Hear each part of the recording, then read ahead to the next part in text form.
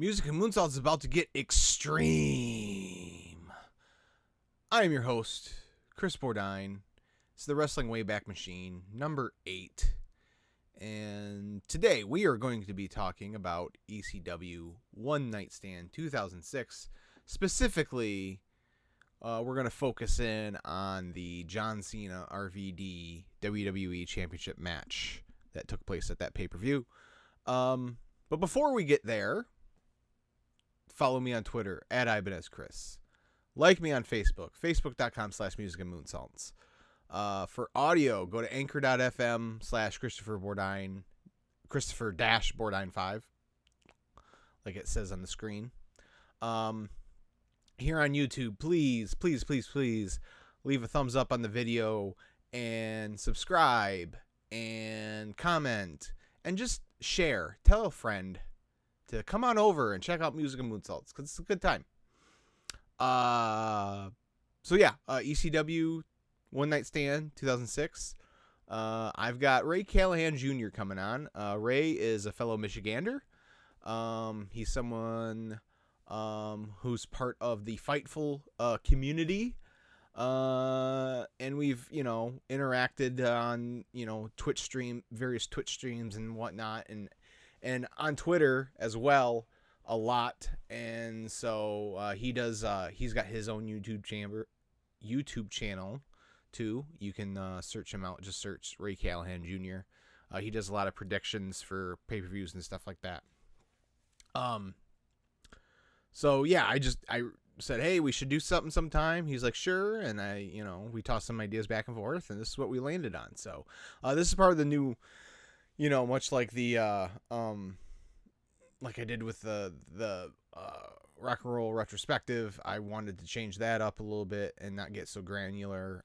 So for the Wrestling Wayback Machine, I want to not get so focus in on one match. We'll talk, like I said, we'll discuss the pay-per-view overall a little, but for the most part, I just want to focus in on that main event because it's a wild scene, to say the least. So yeah, that's it. So sit tight. Ray's going to be on, and we're going to chat about WWE ECW.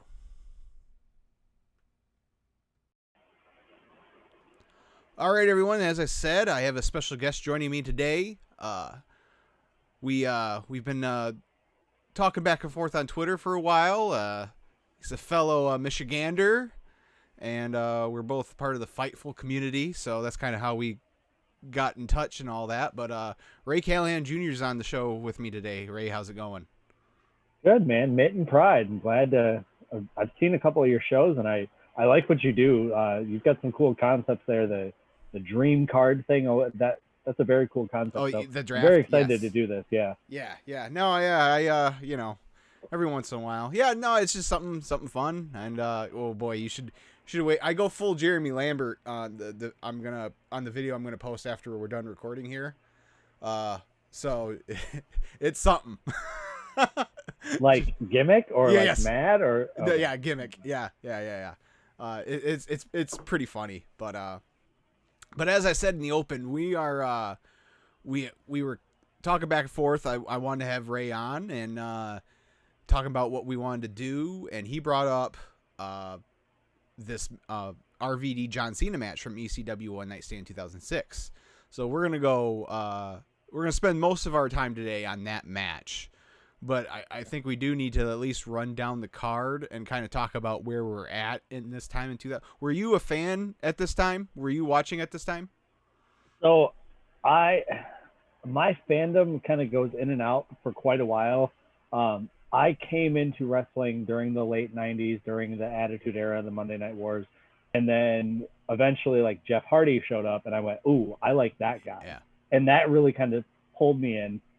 And then when he started getting into like his feuds with his brother and stuff, I kind of had a different life path kind of going at that time.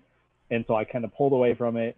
And then after I graduated high school, which was 2007, so I was not watching during this time period. Okay. I kind of popped back in for a couple years. Like, I think one of the first things that I popped back into was Randy Orton punting the McMahons in the head. Oh, okay, yeah. And then I wasn't around for too long. And then when the Hardys came back at Mania a couple of years ago, that pulled me back in. Oh, and like, okay. Same thing. I was kind of in and out. You know, my first memory that I really remember, I'm sure I was watching before this, but the first thing I remember vividly, like sitting, you know, watching was, and it was on tape delay. Like my parents must have taped it and watched it the next day or the day, you know, a couple days later. But it was the main event in the build up to WrestleMania 5, the one where Liz gets knocked into, and Hogan carries her to the back, leaving Randy all by himself. And then Randy, after the match, Randy comes back and attacks Hogan. Like I remember that. I remember where the TV was. I remember our living room at the time. Like I remember that. So that's kind of where I, like 88, 89 ish, where I kind of come in. And then, you know, I went to SummerSlam 93. And then shortly after that, somewhere in 94 is where I kind of fell off because they moved away from syndication and we didn't have cable. Sure. So I missed like pretty much the whole Monday Night Wars. Gotcha. Other than like hearing kids talk about it at school, I didn't come back in until SmackDown debuted in 99. And then pretty much with a few months off here and there, pretty much from 99 to today, I've been in. But I was never an ECW guy, so like, you know, I didn't watch the first One Night Stand. I don't think I still haven't watched that show at all. Or, you know, I might have seen a match or two, but I haven't watched that went back and watched that show. This is the first time I've watched this show. Gotcha. You know, I didn't really catch the ECW, you know, the WWE ECW show. I caught it here and there, but it wasn't like appointment viewing like Raw was at the time for me. So, and same thing, like I had a lot of life stuff going. Like I was trying to move out of my parents' house around this time, so it was just like I remember this era, but like some of the details of stuff like are a little fuzzy. Sure. But, yeah, and I was never really an ECW guy growing up either, because like it's pretty violent and it wasn't super easy to get, especially like in Michigan. Yeah. And you know, I like you said, I'm a little younger than you are, so like my parents were not like wrestling people, which does make some of this kind of funny actually, because like I can never claim to be like an ECW guy, but like they exposed the industry to something that's a little bit different, and it's something that I really like and it really did stick with me. But it is funny to me that like of the stuff that is out there, that we picked the ECW stuff, and that my parents really aren't wrestling people. But when you look at what ECW is and kind of where it comes from, it should be for my parents, because you know, we're going to talk about RVD. He's a Michigan guy, and he trains in this area, and he trains with Original Sheik. And a lot of people mix up Original Sheik and Iron Sheik because they don't pay close attention. But ironically enough, like Sheik and Sabu and RVD, they're all Michigan guys.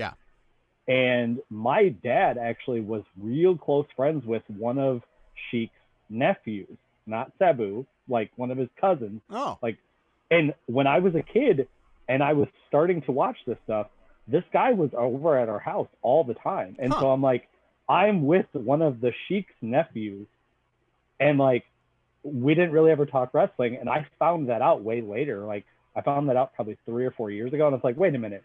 So this dude that like is hardcore legend in the Original Sheik, like his nephew's just hanging out with us. Like, it's no big deal. And I'm like, man, that's so weird that like that never got brought up, because my parents knew that I was a wrestling fan too. And maybe it was by design, because they were like, no, don't tell him, because then he'll think he can do this. And fortunately, like I didn't do that.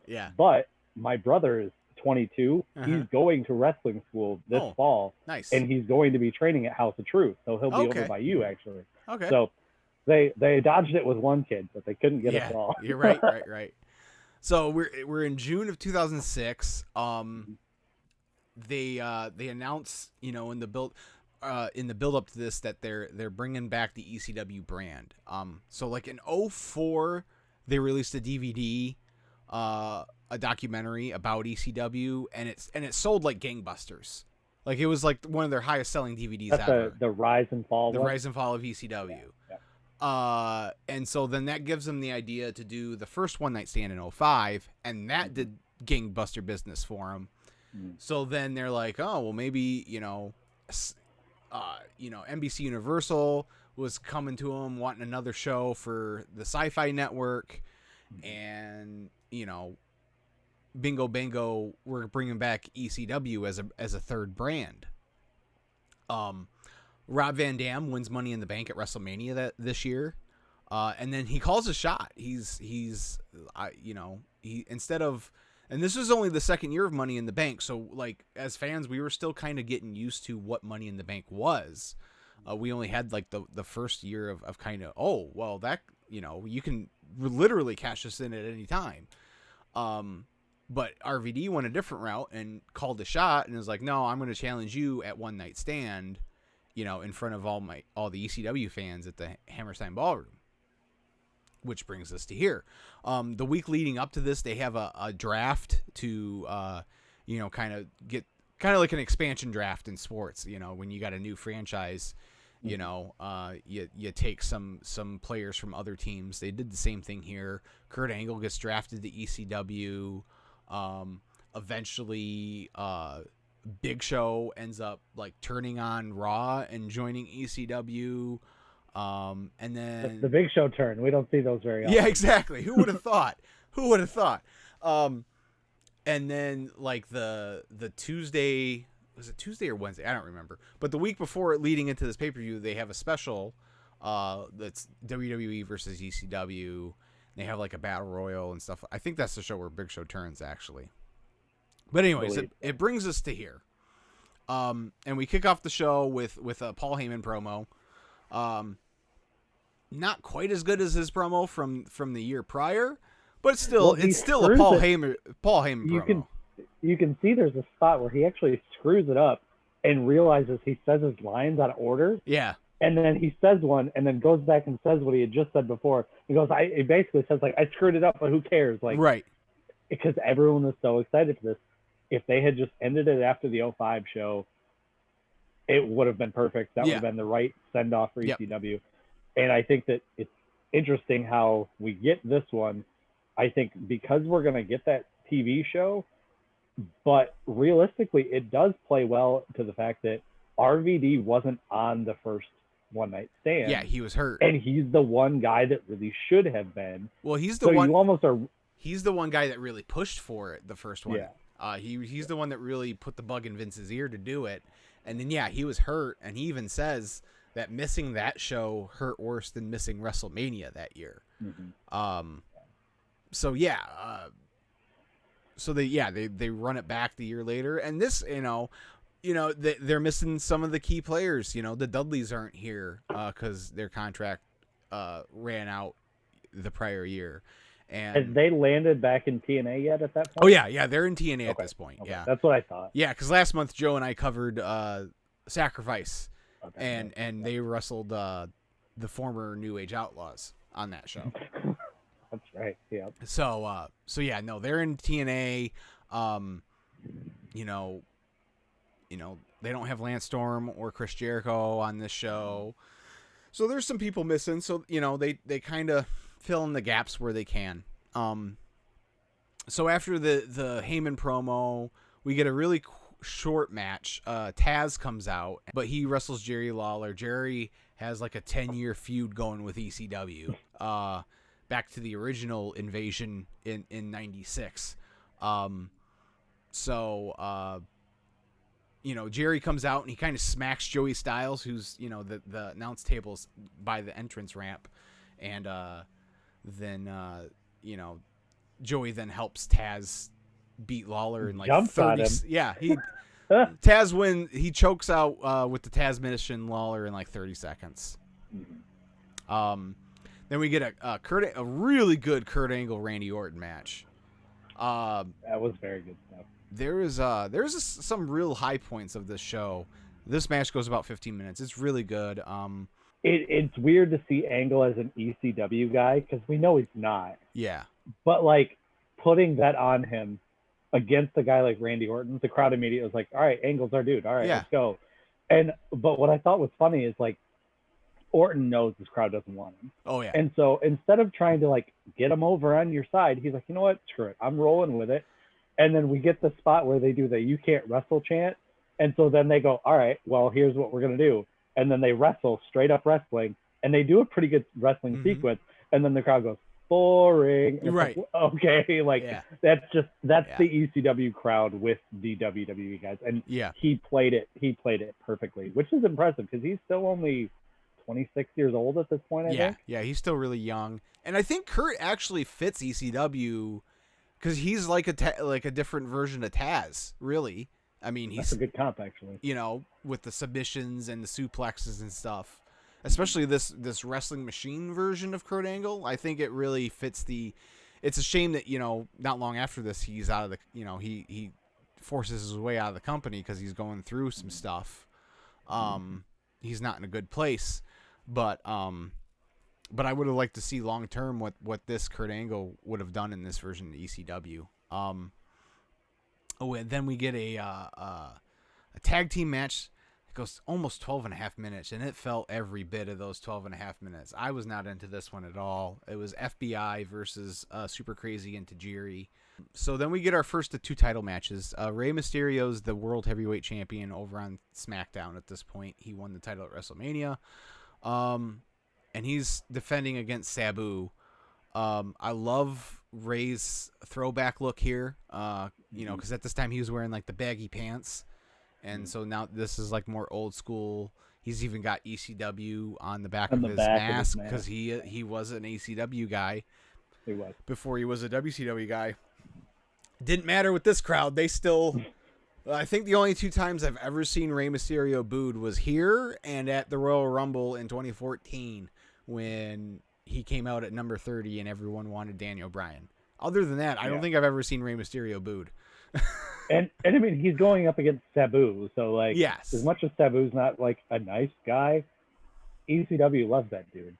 Yes, and what I love, one of the cool things about this card is it's got a little bit of everything for everyone. Like if you want to, you know, your just pure wrestling match that's really great, there's the Angle Orton match. If you want a spot fest, this is this match. There's some crazy spots in this match, including the ending where there's a table propped up across the guardrail, and on, you know, one end's on the guardrail, the other end is on the ring apron, and Ray's standing on it, and Sabu does a springboard DDT through it, and I don't think it breaks like the way like I think they were expecting it to break right in the middle, and it doesn't. It breaks right on the edge of the apron, and they both take a nasty spill. I don't know if this was planned as a known contest.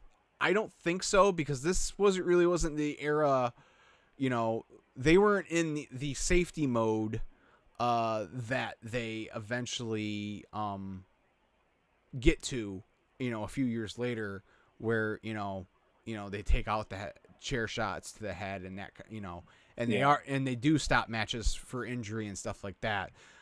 So I'm guessing, again, I don't really remember, and I didn't go in. So I looked this up because I was curious, because I was like, this doesn't make any sense, because it's the first it's the first hardcore stip match on the card. It's Ray and Sabu. Like, these guys they're not afraid to like get violent. This was a kayfabe ending. Like, they kayfabed the injury. Like, so this was the planned ending. I kind of figured, but which I thought was weird too, because like, I think what they're trying to do is they're trying to not have Sabu lose, but they also don't want to put the title on him because Sabu, like, they're not going to do that. But I think that it's kind of a weird indication of like what this WWE ECW might end up looking like. And that might not be a fair shot because it's one match, but like, we saw what happened. And like, to me, it's not as bad as the Rollins and Fiend Hell in a Cell thing. But like, it's one of those things where it's like, that didn't need to be how you ended that match. No. Like, I let Ray just beat him. Like, I'm sure maybe Sabu was like, I'm not losing to that guy, but I can't imagine that that's what happened. there's a JBL promo too. I think that's Oh my before this God. match. So, as we can talk. I gotta grab my charger from my headphones, but that promo is absolutely ridiculous. Okay. Well, they were chanting "You suck D" to him. You know, I try to keep his it. response to that. I was try to perfect. keep it PG as possible on this show. So we're gonna edit a lot of the chants that we hear in this show because they are not PG. But yeah, they're chanting "You suck D" to him, and so he makes some. I can't remember word for word what he says, but he's basically like, you know, there isn't a woman in this place, but you're gonna start a chant about a male organ or something like that, and so I kind of just turned that around on everyone, and it really got the crowd fired up. So, speaking of getting the crowd fired up, this next match, and it's funny too. Like, again, so if you're looking for something super violent, this is the match for you on the card. It's a 6-person tag. It's Edge, Lita, and Mick Foley versus Beulah, Terry Funk, and Tommy Dreamer. The promo package leading up to this match was just stellar. It gave you a really good sense of what was going on. And then Edge at this time was just on fire. I mean, the package with him and Lita. If Twitter was around in 2006, I would have been firing off Bob O'Neill tweets about Lita. Yeah, I definitely would be in the same boat. Yeah, I'm with you on Edge too, though. Like, at the risk of not saying something stupid, because we don't want that to happen. But like, as far as like Edge and Foley goes, like Foley to me, I'm right there with you. He's one of those dudes that like you never watch anything he does and go like, oh, why did I watch that? Yes. Because even when it's like, oh my God, it's like, oh my God, like he did that, and it's always in amazement. And I think the good thing with him is he's aging very well, like the way that we talk about wrestling. Mm-hmm. Like he's physically not aging well because of what he put himself through. But like he's a guy that's supportive enough to some of the newer ways of doing things that he's going to be a guy that gets the Dusty Rhodes, Pat Patterson treatment as he gets older, of like no one's going to ever say a bad word about him. No. And I mean he deserves that. Yeah. So, yeah, he's very good. But yeah, this lots of barbed wire. There's a board full of barbed wire. There's a barbed wire bat. There's strands of barbed wire. There's barbed wire on fire. Yes. Well, I mean, Funk gets like completely just Crimson Mask doesn't even begin to describe it, and he ends up getting taken to the back before he comes out Spirit of 76 style, all bandaged up with a 2x4 wrapped in barbed wire, and like you said, that that gets set on fire, and he hits Foley with that a few times, and Foley actually starts get caught on his flannel gets caught on fire before he goes like crashes through that barbed wire board. The spot where he can't roll it off because he's on fire and he's on barbed wire. Well, and then Edge throws Funk on top of Foley, and at the end of the match, like Funk can't get out. Like they have to literally cut him out. Yeah, like you can hear him, "Cut me out." Yes, yes. Yeah. So I'm right there with you. Like this is one of those ones where like if you don't like violence, don't watch this. And I normally don't like the GCW Nick Gage type stuff. Like that's not for me. Like I had a hard time getting through that dark side of the ring. Like it's not for me. But like this, it's not tame, but in comparison, like this I can handle. Or like the as much of a dud as the ending was, the Omega Moxley match from Revolution, like that was fine for me. Yeah. But like anything this is like the very edge of my comfort level though. Right. And this was the first, because I watched this a couple years after. Mm-hmm. This was like the first time that I really remember being like, uncomfortable watching a wrestling match, Mm-hmm. just because like when you saw like the cut on Funk's eye Yes. and him yelling "my eye," like Yeah. I wasn't used to that because I didn't watch Right. tons of ECW stuff, and then watching this, like now knowing what I know about how they do a lot of this stuff and like hearing some of the Moxley interviews and stuff, I'm a little bit more okay with it, but I'm Mm-hmm. still like, I'm with you that like, it's not my cup of tea. So then we get the, I guess it's a let me out match, but I wasn't, I wasn't into this one. Like I wasn't into the earlier tag, but at least this one was only 5 minutes. It's Balls Mahoney and Masato Tanaka with Balls Mahoney going over. There wasn't really much to even say about this one, I don't think. No, I mean, just it's two ECW guys that the ECW fans wanted, and like you said, it only goes 5 minutes, so I'm not gonna get mad at it. But that ending, I did not like how like I've seen some unprotected chair shots. Mm-hmm. That one is top 5 of like holy crap, you scrambled his brain. Yes, yeah. Type of stuff. Like that one was bad. But. So we're getting ready for a main event, but before that, Eugene comes out. And he ends up getting caned by Sandman. This segment is so like they hate it. The crowd hates it as they should.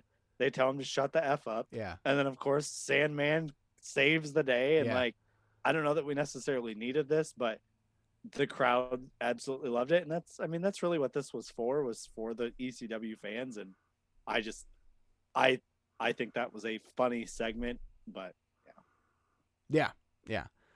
But now we really get to the main event. Rob Van Dam challenging John Cena for the WWE title. Extreme Rules match. Rob Van comes out to a hero's welcome.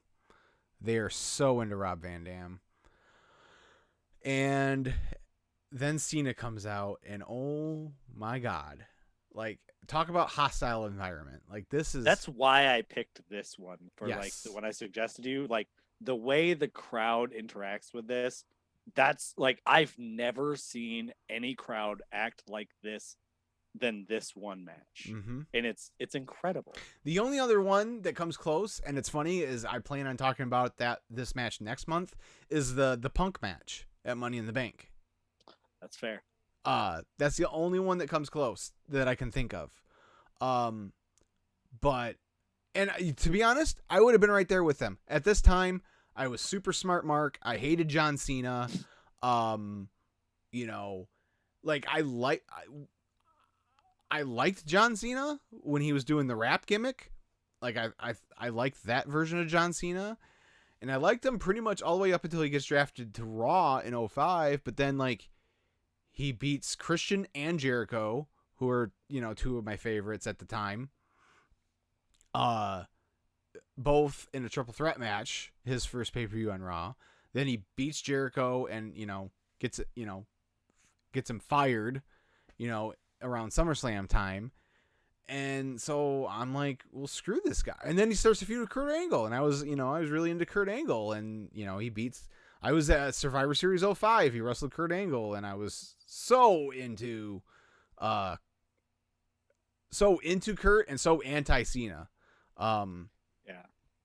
So, well, and like that's kind of the like that is the dichotomy that you have here, because like Rob Van Dam is the epitome of ECW, and John Cena is the complete opposite of what they do. Like John Cena is, I hate to use the joke here, but like John Cena is the prototype of what WWE wants, and like Rob Van Dam kind of gets a shot every once in a while, but like he's never really pushed the way that ECW wants him pushed.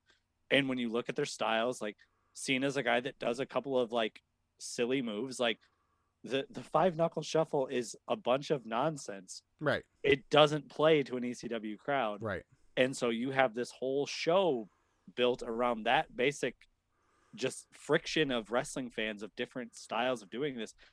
Like, as much as we talk about how the crowd is into this, and as much as like we'd want to see this happen over and over again, you don't see that kind of build of just natural differences happen that often. No. Because we don't see the brand crossover like that anymore. So Right. because now all three brands are the exact same thing. Mm-hmm. Yeah. And it gets started off like before even the match technically starts. Like there's this back and forth with like, you know, Cena's thing is he comes in, he tosses his hat, and then he throws his t-shirt. And they went back and they keep throwing it back at him. They do this like 4 or 5 times where he throws it before finally he's just like, all right, and drops it just outside the ring, and they get the match going. But do you notice that on it's either the last time or the second to last time, but one of them he throws it deep into the crowd off of the side of the hard camera. Yeah. And the guy that catches it actually spits on it. Yes. And throws it up there. And like that's what makes this match so cool. It's just the way that this crowd hates this guy. Yeah. Like you legitimately go, if he wins, they really might beat him up. Well, there's the famous sign, if Cena wins, we riot. And it's been copied multiple times since then. But that was the very first thing. And with that crowd, I believe it. I believe if John Cena walks out of that pay-per-view with the belt, that they might have had a riot on their hands. But it's a really good match too. It's 20 minutes 40 seconds, but lots of back and forth action. You know, the crowd is just all over Cena with every inappropriate chant you could think of. You know, F John Cena, and again, I think there might have been another "You suck D" chant. And I can't even remember all of them, but some of them were really creative. But you know, there's the typical "You can't wrestle" chants, to which they start chanting that, and he does a fisherman suplex, and or they start chanting "boring" to him, and he jumps off the top rope. Like he does the same thing Orton kind of did, where he's like, all right, well this is what you think. Well, here's something for you. Well, and I think you mentioned the Orton thing, and I actually had like kind of noted something about that too. How like from the start, Orton's like, you know what, these people don't like me. Screw it, I'm not gonna try like to make them like me. Cena doesn't do that. Like he hears what they're doing, and he says, all right, let me try to win you over and do something different. And like it doesn't matter what he does, they hate you. And so like they even get to the point where they do a same old shit chant. Yes. They've got a "F you Cena" chant. Yeah. Like they do some of those, and like he tries to do the fun spots, and they're like, "No, you can't do this." And then there's one spot where Cena's on the apron, and RVD like puts him over the rope to get him on the apron, and I don't think he's supposed to go to the ground because he immediately pops up, gets back up on the apron, and the crowd can basically tell like that he botched the spot. So they do a "You effed up" chant, and like they just anything that he does wrong, they just let him have it. Yeah. And but Rob's got all his classic spots. He does the where he hangs Cena over the guardrail and does the spinning leg drop off the apron. He does the rolling thunder with the chair on top of Cena. You want to talk about brutal chair shots? This isn't even really a chair shot, but there was a chair propped up in the corner. And Cena catapults Rob into the corner, and Rob headfirst as hard as you possibly can. He goes headfirst into that chair, and just bends the seat back and it was, ooh buddy, that was a spot. Well, and it was either right before or right after that spot where I kind of looked at it and said, if Cena would embrace the hate a little bit and like be willing to go heelish, which I know that's the thing we always say, like we wish that Cena would have gone heel. He does start doing some of that stuff in this match, like right around that spot. Yeah. He goes for a pin and the ref doesn't see it, but he puts his foot on the rope. So like, he's starting to do some of the cheating stuff. And like, and then one of the times he goes to hit that 5-knuckle shuffle and the crowd's chanting same old shit at him and he laughs at him while he's doing it. So like, playing along with that, like if he would let his baby face down a little bit, he could do it really well. It's just, and he kind of does because he gets Rob in the STFU, and Rob gets to the ropes, and the ref calls for a rope break, which I, again, not knowing ECW rules or whatever, but to me, if it's Extreme Rules, then a rope, I mean, obviously he can't win, but, you can't make him break either. So that was kind of weird. So, but he ends up decking the referee, who was an ECW referee. Yeah. And I thought that was a brilliant way to tease that maybe something bad would happen, because once he knocks out the ref, we've seen ECW refs all night long. So why is blue shirt SmackDown Nick Patrick coming out there? Well, I found it weird. So there was a SmackDown ref who did the Ray Sabu match. I don't know if it was Nick Patrick or if it was Charles Robinson, but there was a SmackDown referee. It was Robinson, I believe. I don't know why. I don't know if like the Raw roster had like a house show the same night or what, but so I don't know why there wasn't a Raw referee to do this match. But yeah, it was kind of weird that for starters that it's an ECW ref to begin with, and then a SmackDown ref comes down to and then he ends up gets taken out. I thought the crowd didn't like him either. They were doing a F Nick Patrick. Well, right, too. Yeah. Well, because he's the ref that screwed up the Sting Hogan finish at Starrcade, and jeez, that's right. Yeah, and he's a Fed ref, so and then so I was expecting I knew that it was Heyman who counted the pin. And I remembered it once it happened. I'm like, oh yeah, that's right. But I was expecting Bill Alfonso, but it didn't end up being him. But before Heyman comes down to count the pin, someone in a leather jacket or leather duster and a motorcycle helmet comes down and spears Cena through a table, and it ends up being Edge. And so you get this weird moment where the guy who they were just booing the hell out of, 20 minutes before. Yeah. Now there's chanting "Thank you, Edge" to him. I liked that too. I thought that was funny. And then Rob hits a 5-star frog splash, and it seems like it takes forever for Heyman to get out there, but Heyman comes out, counts the 3, and we have a new WWE champion, Rob Van Dam. Well, and I thought that it was cool too, how because you mentioned Heyman took a little while to get out there. And I don't know if this was the way it was designed or if this was just RVD being intelligent. But he initially goes to Nick Patrick and tries to revive him, yeah. And he won't.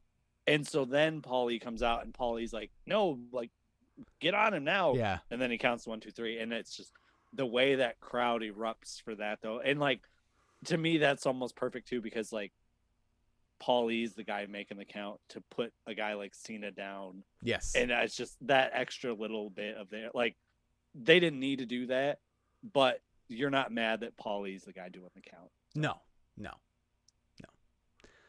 So yeah, again, not being an ECW guy, I thought this was a fun show.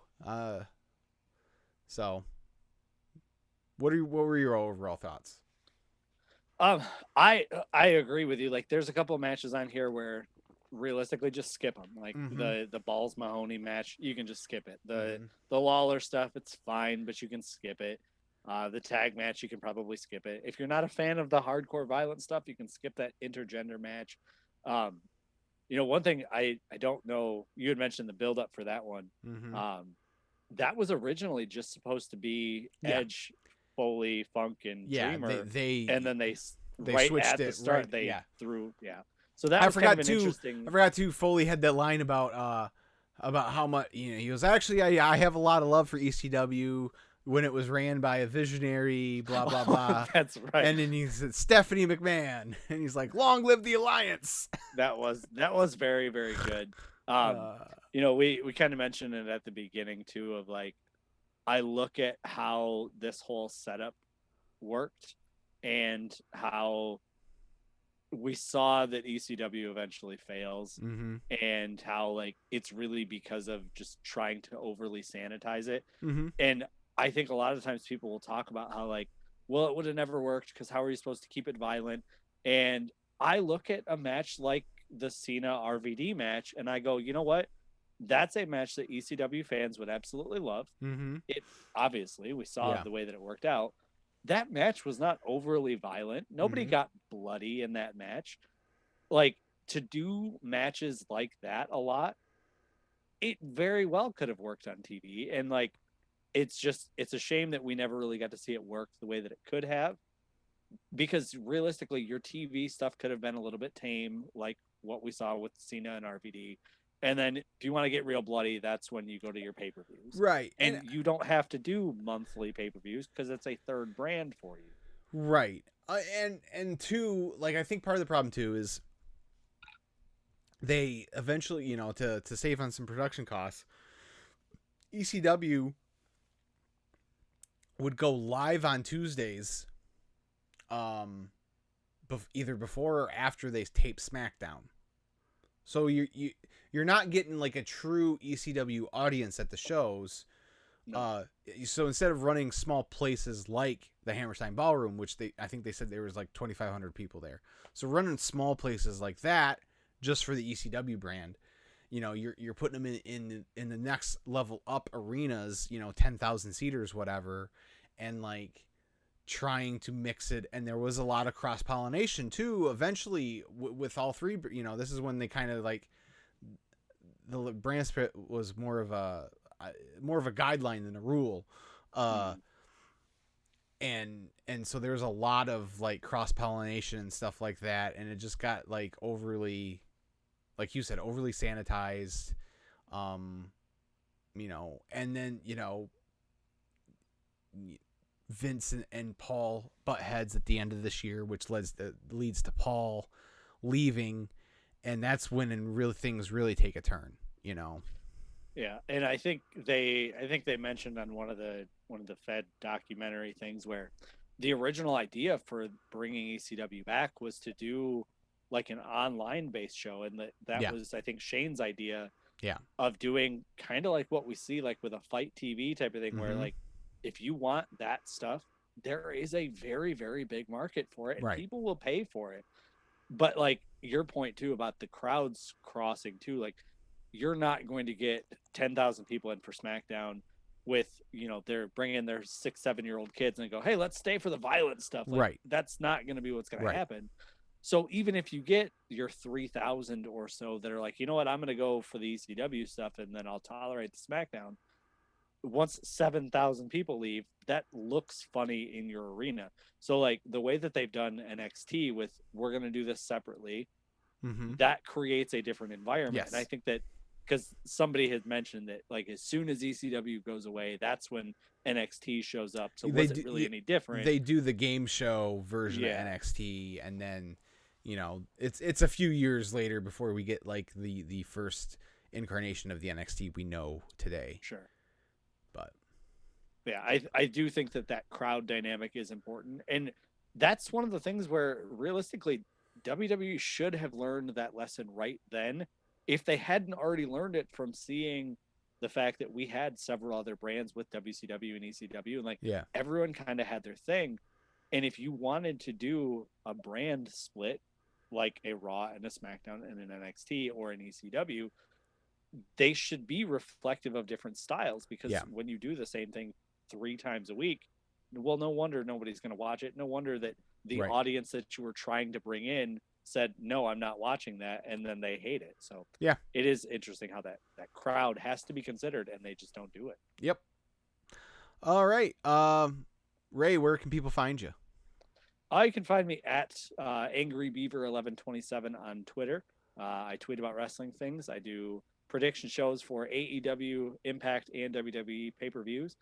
So whenever those are popping up, which there's a Impact pay-per-view going on right now, and then there's a NXT in your house tomorrow. So I know by the time this comes out, we might be past those, but I do pay-per-view predictions whenever they do them. So my YouTube channel is always linked up on my Twitter, which is again at Angry Beaver 1127.